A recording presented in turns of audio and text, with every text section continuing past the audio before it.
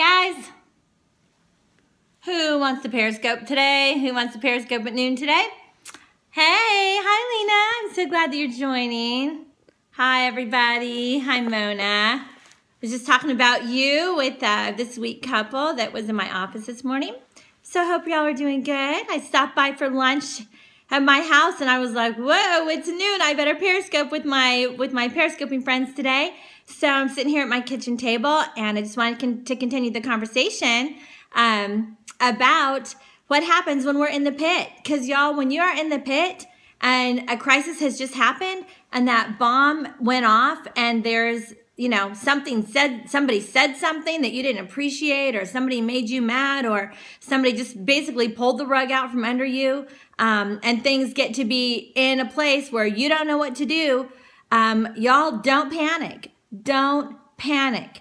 Stay calm and carry on. I love that. I love that statement. Stay calm and carry on. You have to carry on. Separate your goals and desires. A goal is something that I have complete control to make it happen.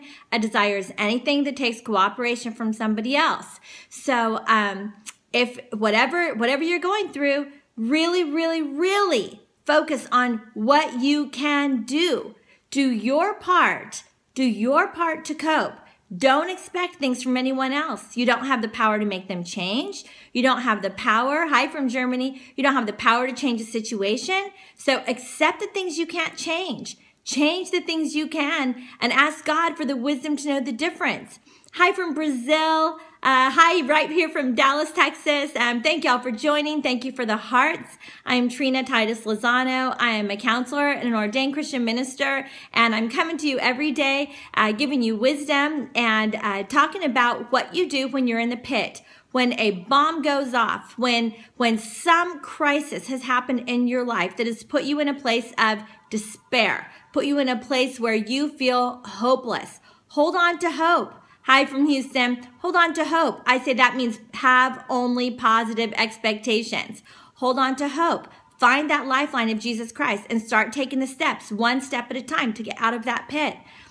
One tool, separate your goals and desires. A goal is anything I can do. So whatever you can do to make the situation different, good. If you can change something, change it. If you can't change something about your situation, then you let it go. You have to let it go. You can't change it anyway. So claim your identity. That's right, Lena. Identity is first. So the feelings of your anger, of your frustration, of your hurt, your disappointment, your despair, the feeling, self-pity, that it's not fair, or that I deserve more than this. All of those feelings cannot be in that number one slot to drive the bus.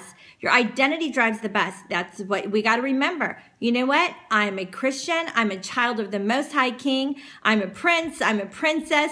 I'm capable, and I am full of the Holy Spirit, which means that I can respond in love, joy, peace, patience, kindness, goodness, gentleness, faithfulness, and self-control, even in the midst of my difficult situation, even in the midst of an unpleasant circumstance. I can remember my identity, which will create my action to accept the things I can't change, to change the things I can, to have the wisdom to know the difference. There's my action. I'm going to reach out to God. I'm going to pray about it. I'm going to do my part to accomplish my goals, to do whatever I can to make a difference. I can call my pastor. I can call a counselor. I can do whatever I can do to own my stuff, to own my part, to be fully vulnerable, to change what I can. But once I do my part, I've got to let go of whatever else I can't change.